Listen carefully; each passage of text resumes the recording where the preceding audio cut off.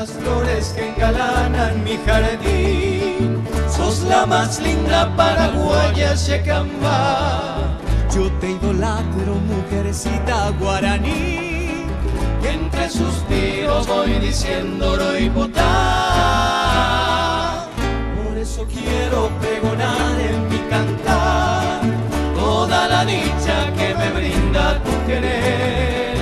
Hoy más que nunca sueño ser tu compañero y vivir siempre a tu lado, paraguaya mi porá.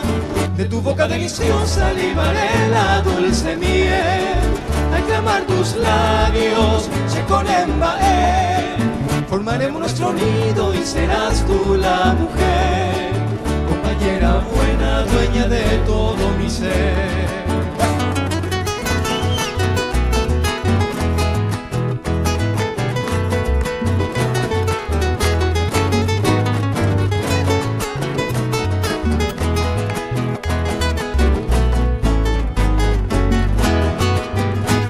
Mañana llegan los rayos del sol, de nuestra dicha con su lumbre a reflejar.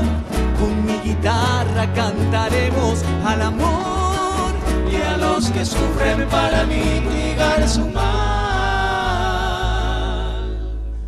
No habrá tristeza alrededor de nuestro hogar, tú siempre alegre y yo dichoso te diré.